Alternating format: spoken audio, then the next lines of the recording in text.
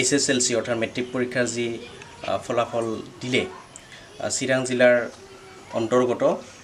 যি 11টা চেণ্টাৰ আছে সেই 11টা চেণ্টাৰৰ যি পানবাৰী মেট্ৰিক কেন্দ্ৰ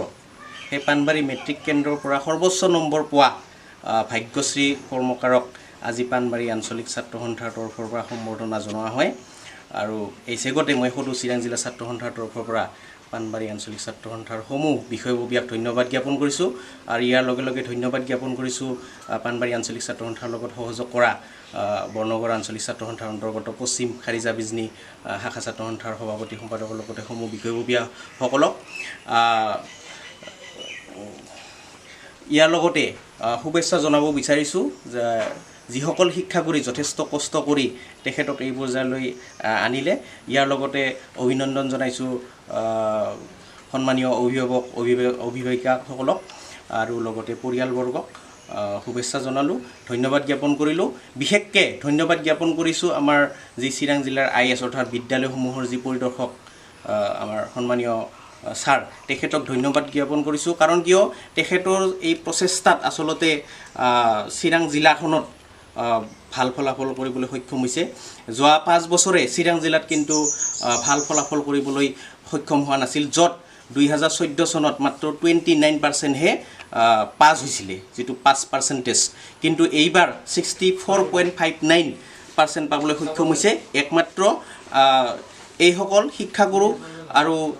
ISR বা কৰ্তৃপক্ষ অভিভাৱিকা সকলোৰে প্ৰচেষ্টাত দল সংগঠন সকলোৰে প্ৰচেষ্টাত এইবাৰ চিৰাং জিলাৰ যেটো ফলাফল পাৰ্চেন্টেজ যেটো হেতু উন্নত দিশত যাবলৈ সক্ষম হৈছে আশা ৰাখিছোঁ আমি চিৰাং জিলাখনত আগন্তুক দিনত আৰু ভাল ফলাফল কৰিবলৈ সক্ষম হ'ম সকলোকে শুভেচ্ছা জনাই এইখিনি যেটো প্ৰশ্ন কৰা হৈছে যে বিভিন্ন বিদ্যালয় আছে বহুতো শিক্ষকৰ নাটনি আছে মই সদৌ চিৰাং জিলা ছাত্ৰ সন্থাৰ পৰা প্ৰথমতে ক'ব বিচাৰিছে যে কিছুমান বিদ্যালয়ত আমি দেখিবলৈ পাইছোঁ যে যিখিনি শিক্ষক লাগে তাতকৈ বেছি শিক্ষক আছে কিন্তু কিছুমান বিদ্যালয়ত কিন্তু শিক্ষক একেবাৰে নাই এই যিবিলাক বিদ্যালয়ত শিক্ষক নাই এই শিক্ষক বেছি থকা বিদ্যালয়ৰ পৰা আনি তেওঁলোকক ট্ৰেন্সফাৰ দি কিনে এই যেটো শিক্ষকৰ যেটো নাটনি হেতু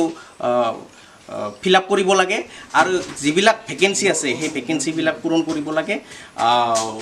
এই ভেকেন্সিৰ কাৰণে নিশ্চয় আমাৰ BTC যেটো চৰকাৰ আছে এতিয়াতো অধিসূচনা জাৰি কৰি থকা হৈছে নিশ্চয় আগন্তুক যি চৰকাৰ গঠন কৰিব যি দলে চৰকাৰ গঠন কৰে সেই দলে নিশ্চয় এই ক্ষেত্ৰত শিক্ষাৰ দিশত নিশ্চয় ভেকেন্সিৰ ক্ষেত্ৰত পদক্ষেপ গ্ৰহণ কৰিব